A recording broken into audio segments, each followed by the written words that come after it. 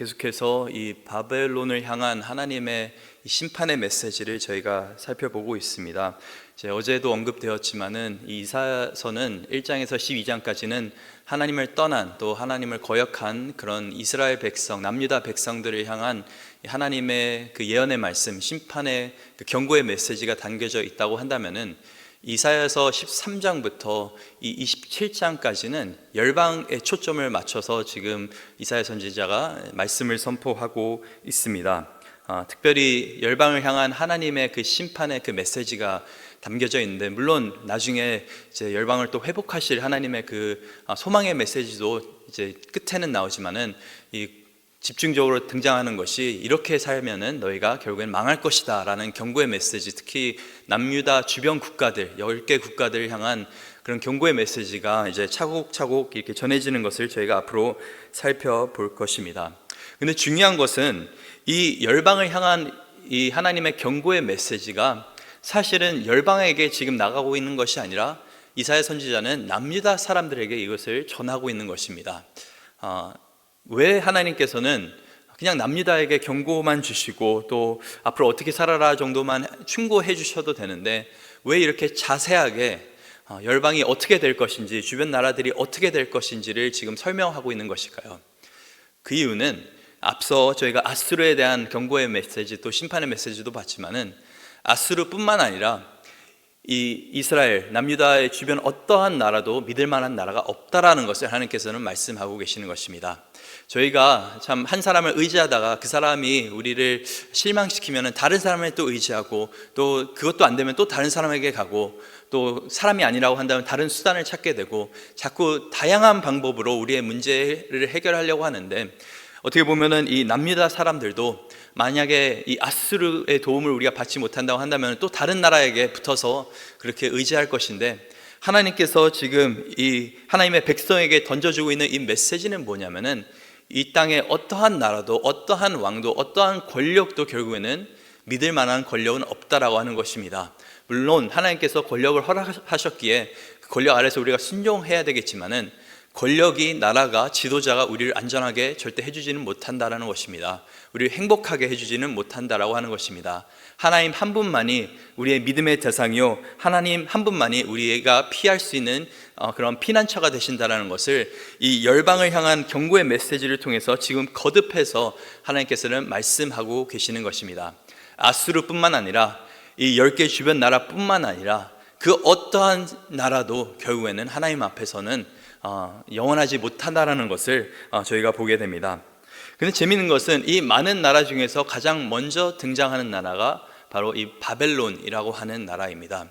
이것이 왜 되게 재밌냐면은 이 이사야 선지자가 이렇게 하나님 말씀을 선포하고 있는 이 시대적인 배경 속에서는 바벨론은 아직까지 그냥 작은 나라에 불과합니다. 그렇게 영향력 있는 나라가 아닙니다.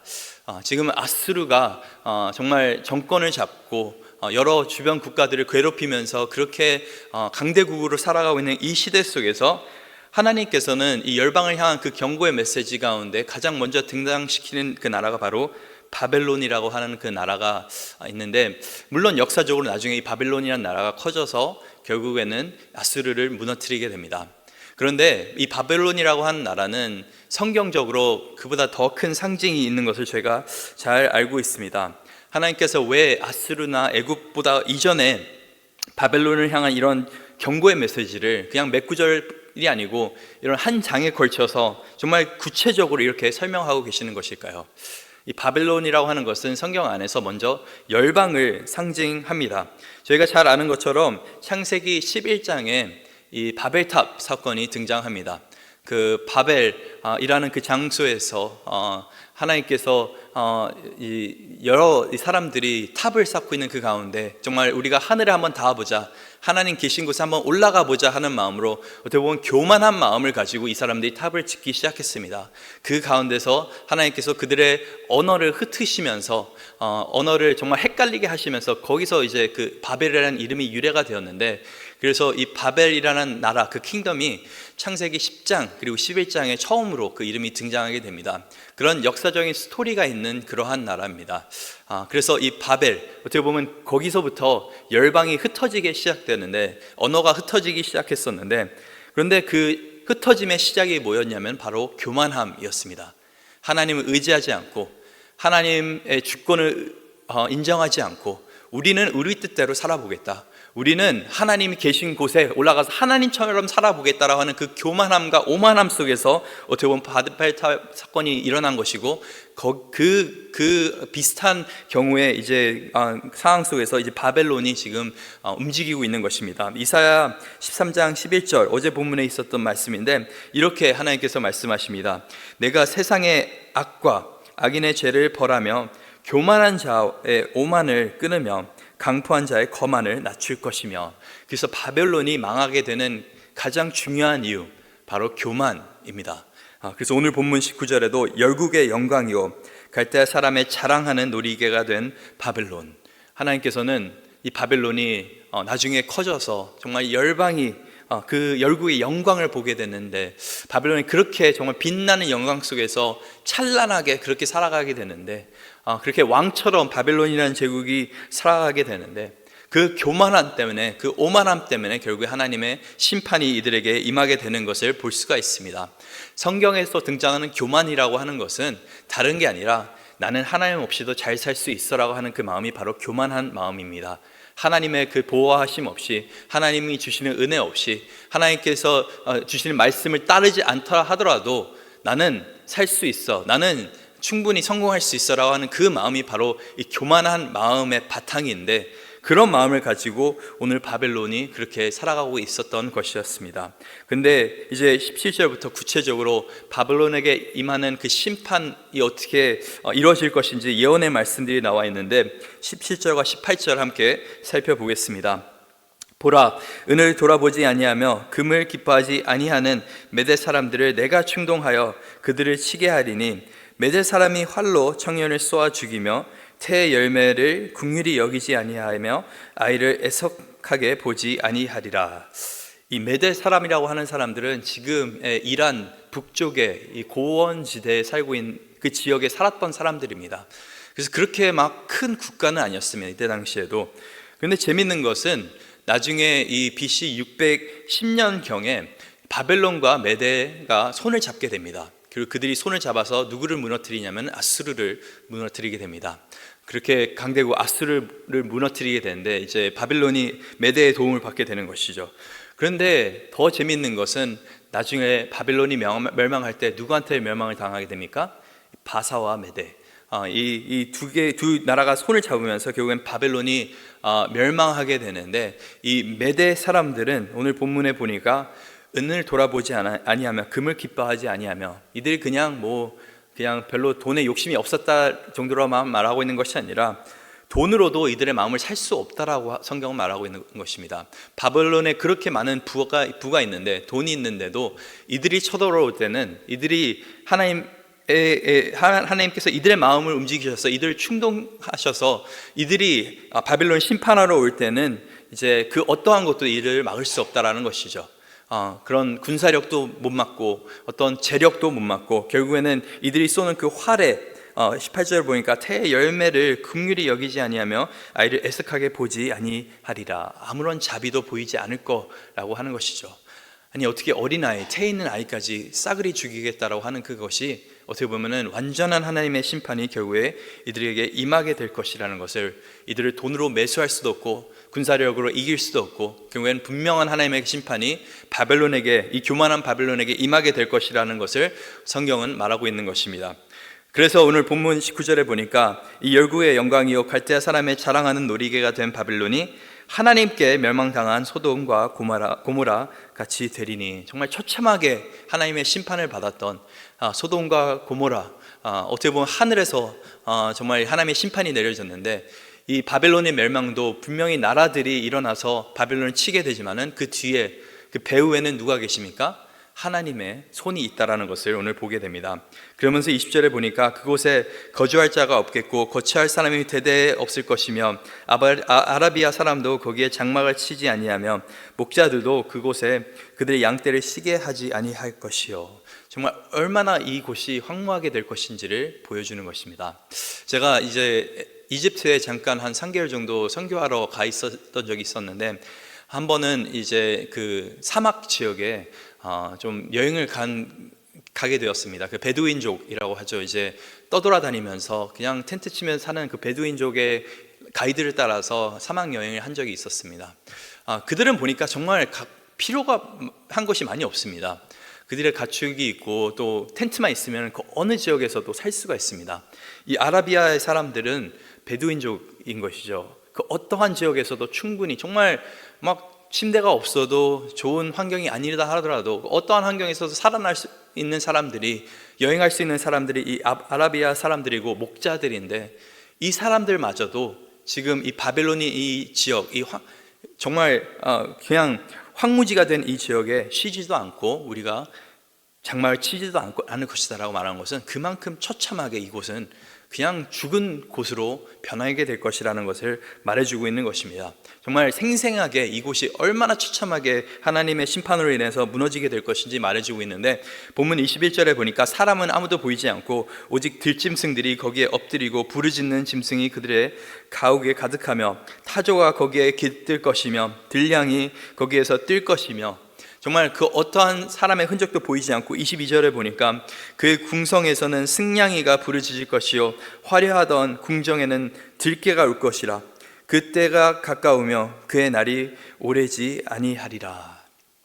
바벨론의 그 너무나 화려했던 왕궁 안에는 지금 개가 짖고 있는 모습들이 보이고 있습니다. 들깨들이, 승냥이들이 정말 그 화려했던 그 궁전 안에서 자리를 잡고 있는 그 모습, 어떻게 보면은 그 바벨론의 그 화려함은 영원하지 않다라는 것을 성경은 분명히 말하고 있는 것입니다.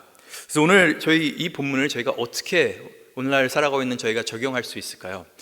한국 사람들이 보통 미국을 말할 때 여러 가지 단어들 쓰지만 한 가지 쓰는 단어가, 저도 이제 인터넷을 보다가 봤는데 천조국이라고 부르는 경우가 있습니다. 그 말이 뭐냐면 하늘의 나라라고 한국 사람들은 그렇게 미국을 부릅니다. 야, 미국처럼 살기 좋은 나라가 없다. 미국처럼 정말 자원이 풍성하고 정말 권력이 있고 그런 나라 천조국이다라고 어떤 때는 이제 참 그렇게 미국을 부러워하면서 사용하는 단어인데, 어떻게 보면 바벨론이나 아수르, 저희가 지금까지 이사야서에서 봐왔던 이 나라들이 그 당시의 사람들에게는 천조국처럼 보였을 것입니다. 정말 화려함과 권력과 너무나 많은 것들을 갖고 있던 이 나라들이, 근데 정말 불과 몇백 년 안 돼서 이들이 다 무너지는 그 모습들을 저희가 보게 됩니다. 미국의 역사가 이제 200년 조금 넘게 이제 흘러가고 있는데, 저희는 미국의 역사가 영원할 거라고 생각하면서 참 삽니다. 그래서 이 땅에 참 많은 것들을 투자하면서 좋은 집을 투자하고 또 좋은 펀드를 투자하면서 내 평생 또 나의 자녀들을 위해서 열심히 어떻게 보면 털을 닦고 있는데, 근데 성경이 우리에게 일깨워주는 것은 이 땅에 영원한 것은 없다라는 것입니다. 하늘에 우리가 투자하는 것이 영원한 투자인 줄 믿습니다. 물론 이 땅에 저희가 살 곳이 필요하고 또 우리 자녀들의 교육도 신경 분명히 써야 됩니다. 하지만은 그것이 우리에게 참된 행복과 안정과 기쁨을 가져다 줄 거라고 생각한다면은 그거는 굉장히 저희가 잘못된 판단을 하고 있는 것이죠. 계속적으로 예수님께서도 말씀하셨던 것이, 이 땅에 살아가고 있는 예수님의 제자들은 이 땅의 소망을 두면 살아가는 것이 아니라 하늘의 소망을 두고 살아간다는 것입니다. 이 땅의 재물들은 결국에는 종이 쓰고 곰팡이가 나고 쓸모가 없어지게 되지만은 하늘에 투자한 것들은 영원하다라는 것을 보게 됩니다. 요한계시록을 보면은 이 바벨론이라는 그 도시가 다시 한번 등장하게 되는데, 특히 하나님을 대적하는 나라로, 또 하나님 앞에 교만한 존재로 그렇게 등장하게 됩니다. 그래서 이제 사탄 마귀와 손을 잡고 살아가는 그런 사람들로 등장하게 되는데, 요한계시록 17장 5절과 6절을 보니까 이렇게 성경이 기록합니다. 큰 바벨론이라 땅의 음녀들과 가증한 것들의 어미라 하였더라. 또 봄에 이 여자가 성도들의 피와 예수의 증인들의 피에 취한지라. 내가 그 여자들을 보고 놀랍게 여기고 크게 놀랍게 여기니. 이 바벨론이라고 하는 이 도시가 요한계시록에서는 음녀와 이렇게 연관이 되어 있는데, 그래서 교만함과 음란함, 어떻게 보면은 이게 미국 사회를 나타내는 두 가지 단어가 아닌가 생각이 듭니다. 정말 미국은 그 어떠한 것도 두렵지 않는 그런 나라입니다. 정말 자칫 잘못하면 우리가 교만함 속에 살아갈 수 있는 나라이고, 너무나 미국보다 사실 음란한 나라는 많이 없습니다. 미국 안에서만큼 정말 우리 아이들 안에서도 지금 참 그 음란의 문제가 굉장히 심각하게 되어 있는데, 정말 그 어떤 정말 포르노 왕국이라고 불릴 정도로 미국에서는 이 음란함이 너무나 당연시되고 있는 그런 시대적인 배경 속에서 우리가 살아가고 있는데, 정말 하나님이 지으신 이 아름다운 성이 너무나 무너져 있는 그런 세상 속에 살고 있는데, 중요한 것은 이것에 눈이 휘둥글질해져서 이것을 쫓아가는 사람들이 있다라고 요한계시록은 말하고 있는 것입니다. 하나님의 뜻을 따르지 않고 오히려 이 짐승의 뜻, 그리고 이 바벨론의 뜻을 따라가면 살아가는 사람들이 분명히 있다라고 성경은 말하고 있는데, 요한계시록 18장 3절에 보니까 이렇게 성경이 기록을 합니다. 그 음행의 진노의 포도주로 말미암아 만국이 무너졌으며, 또 땅의 왕들이 그와 더불어 음행하였으며, 땅의 상인들도 그 사치의 세력으로 치부하였다 하더라. 그래서 그 부까지도 이제 바빌론의 상징인데, 그것 때문에 만국의 열국이 무너졌다고 성경은 기록하고 있습니다. 저희가 조심하지 않으면은 하나님 위에 산다고 우리가 입술로는 고백하지만은 정말 이 바벨론처럼 이 바벨론에 휘둘려서 살아가는 사람들이 될 수가 있습니다. 오늘 본문에서 우리에게 상기시켜주고 있는 것은 하나님 외에는 우리가 피할 곳이 없고, 하나님 외에는 우리가 의지할 사람이 없다라고 말하고 있는 것입니다. 아수르도 그렇고, 바벨론도 그렇고, 미국도 그렇고, 중국도 그렇고, 캐나다도 그렇고, 뭐 그 어떠한 나라라 할지라도 정말 결국에는 우리는 하늘의 소망을 두고 살아가야 되는 줄 믿습니다. 하나님께서는 열방의 소망이 되십니다. 하나님께서는 열방의 하나님이 되십니다. 열방의 통치자가 되시고 역사의 주관자가 되십니다. 하나님께서 이렇게 참 아직까지 바벨론이 궤도에 들어오지도 않았는데, 그런 신흥세계로 떠오르지도 않았는데, 이토록 자세하게 하나님께서 예언하실 수 있는 그 이유, 바벨론이 이렇게 될 것이고 이렇게 망할 것이다, 그리고 망하게 된 이유는 내가 이 나라들을 써서 이들을 칠 것이다 라고 하실 수 있는 그 이유는 하나님께서 역사의 주관자이시고 하나님께서 열방의 주관자이시기 때문에 그렇습니다. 이것이 왜 우리에게 참된 소망이 되냐면은, 하나님께서는 열방을 이렇게 통치하시는 분이시기도 하지만 열방을 참 사랑하시는 분이시기도 합니다. 하나님께서는 정말 처음부터 아브라함을 부르셨을 때도 내가 너에게 복을 주어서 결국엔 너를 통해서 열방이, 모든 나라들이 복을 받기를 내가 원한다고 그렇게 말씀하셨습니다. 그 예수님께서 제자들에게 어떻게 말씀하셨습니까?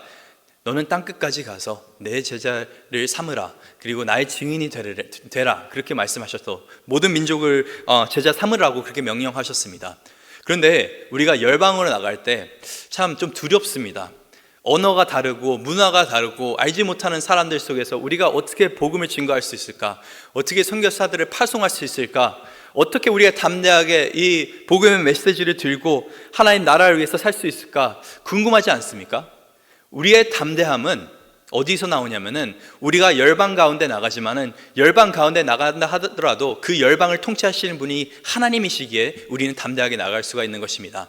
저와 여러분의 인생을 다스리는 분이 하나님이십니다. 그리고 지금 아직까지도 예수 그리스도의 그 이름을 한 번도 듣지도 못한 그 사람들의 그 인생을 다스리시는 분도 하나님이십니다. 그래서 우리 생각에는 우리가 그냥 대충 복음을 전해서 어떻게 이 사람들이 변화될까라고 생각하실 수 있지만은, 그들의 인생 또한, 그 나라들 또한 통치하시는 분이 하나님이시기 때문에 우리는 순종하면서 나갈 수 있는 것입니다. 하나님의 그 통치함을 우리가 신뢰하면서 오늘도 열방에 우리가 휘둘리면서 열방을 따라가면서 사는 사람이 아닌, 정말 열방을 사랑하는 그 하나님의 마음을 품고 열방으로 나가서 하나님의 나라를 이룰 수 있는 저와 여러분 될 수 있기를 간절히 소망합니다.